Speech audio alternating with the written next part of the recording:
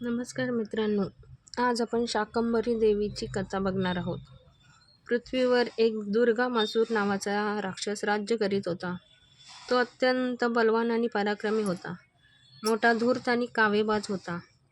दुर्गामासूर देवांचा, मानवांचा आणि ऋषीमुनींचा फार द्वेष करीत असे. देवांचे जीवन वैभवात सुखात असे. मानव श्रद्धेने जगत होते, समाधानात राहत होते. ऋषीमुनींचे सामर्थ्य श्रेष्ठ अध्ययनात आणि मंत्रशक्तीत होते. हे सारे दुर्गामासूर सूक्ष्मरित्या पाहत होता. अत्यंत द्वेषबुद्धीने मुठी वळून वळून त्यांच्या नाशाचा विचार करी. पण या सर्वांचा नाश नेमका कशात आहे हे त्याला समजत नसे. विनाशकारी अज्ञात शक्तीने दुर्गामासूराला प्रेरणा दिली. शत्रूचे बळ कशात आहे हे ओळखावे. त्या बळापासून शत्रूला दूर खेचावे. शत्रू निर्बळ आणि हतबल झाला की त्याची हत्या करावी. विजय मिळवावा. दुर्गामासूराने या दुष्टनीतीचा अवलंब करण्याचे ठरवले. दुर्गामासूर हिमालयावर गेला. ब्रह्मदेवाच्या प्रसन्नतेसाठी तीव्र तप करू लागला. त्यांच्या तपस्येने ब्रह्मदेव प्रसन्न झाले आणि समोर प्रकट होऊन म्हणाले, असुरा, मी तुला प्रसन्न आहे. वर माग. हात जोडून असुर म्हणाला, देवा, संपूर्ण वेदांचे ज्ञान माझ्याकडेच असावे. संपूर्ण मंत्रशक्ती ज्ञानासह माझ्या हातात यावी. देवतांनाही मी पराभूत करावे. ब्रह्मदेवाने राक्षसाची धूर्तता जाणले. ते हसले आणि म्हणाले, तथास्तु. ब्रह्मदेवाचा एकच शब्द तथास्तु, पण या एकाच शब्दाने संपूर्ण सृष्टीमध्ये भयानक विनाशकारी शक्ती निर्माण केली. देव, मानव, ऋषी यांच्या जीवनाला आधार देणारे व मनाला चैतन्य देणारे संपूर्ण वेदज्ञान त्याच्यापासून निघाले आणि दुर्गामासूराकडे आले.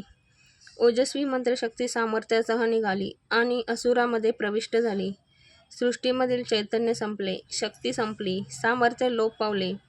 देव, मानव, ऋषीमुनी तेजोहीन झाले, प्रभाहीन झाले, शक्तिहीन झाले, हतबल झाले. वरदानामुळे शक्तिसंपन्न बनलेला दुर्गामासूर हाहाकार करीत होता. त्याने सर्वांचा पराभव केला, सर्वांना हाकलून लावले. संपूर्ण जगावर अन्यायाची व असत्याची सत्ता सुरू झाली. अत्याचाराचा ऊत मातला. दुर्गामासूर उन्मत्त बेभान बनला. मानवाच्या हत्याकांडाचे भयानक पर्व सुरू झाले. अखेर सर्व देव, ऋषी, मानव स्वतःला कसेबसे वाचवीत अरण्याकडे धावले. गहन अरण्यातील खोल गुहेत शिरले. तिथे लपून बसले. उंच उंच पर्वतांच्या मध्ये दडलेल्या गुहेमध्ये असुरांचे लक्ष गेले नाही. बाहेरील जगात क्रूर राक्षसाचे थैमान चालू होते. इकडे गुहेच्या आत जीवनाचे नवे पर्व उदयाला आले. सामर्थ्यहीन आणि ज्ञानहीन, तेजोहीन झालेल्या सर्व देव, मानवांनी, ऋषींनी श्रद्धेची कास धरली. एक वेळ बाहूतील शक्ती नष्ट होते, एक वेळ बुद्धीचे सामर्थ्य नष्ट होते, पण मनावर खोलवर रुजलेली श्रद्धा कधीतरी नष्ट होणे शक्य आहे का? नाही. ती निर्मालेली सत्ता अंधारी गुहेत जागे झाली. काळ्या अंधारात प्रकाशकिरण यावाच असे झाले. सर्व देव, मानव, ऋषी जगतमातेला शरण गेले. आदिमाता महादेवीची उपासना चालू केली. गुहेतील भयानक श्रद्धेमुळे व उपासनेमुळे संपली. तेथे निर्माण झाली मंदिराची मंगलता. श्रद्धेमुळे मोठा आधार निर्माण झाला. एक नव्या ओजाचा, तेजाचा आणि सामर्थ्याचा प्रत्यय सर्वांना आला. उपासनेला सफलता आली. सर्वांच्या समोर भगवती प्रकट झाली.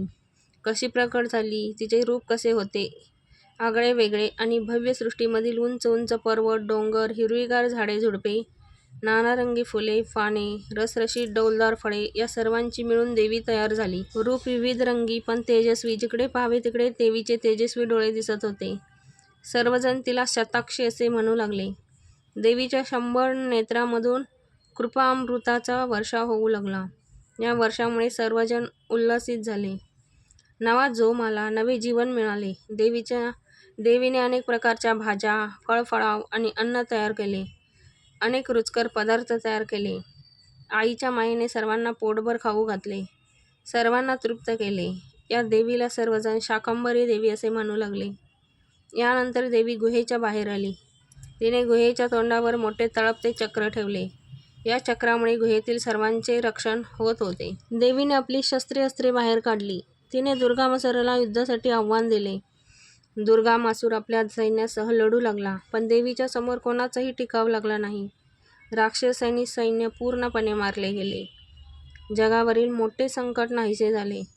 सर्व ज्ञान, मंत्र सामर्थ्यासह देवाकडे, ऋषीमुनीकडे आणि मानवाकडे परत आले.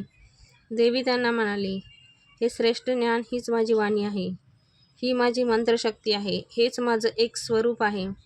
ज्ञानाची उपासना करा, मंत्रशक्तीची आराधना करा. हीच माझी खरी उपासना आहे. तुमचे कल्याण हो. एवढे बोलून देवी अंतर्ध्यान पावली. शाकंभरी देवी ही खऱ्या अर्थाने माऊली देवी होती. तिने सर्वांचे रक्षण केले, पालन पोषण केले, खऱ्या आराधनेचा मंत्र दिला, जीवनातील श्रेष्ठ मूल्यांचा संदेश दिला. म्हणूनच पौष पौर्णिमेला शाकंभरी देवीची उपासना केली जाते.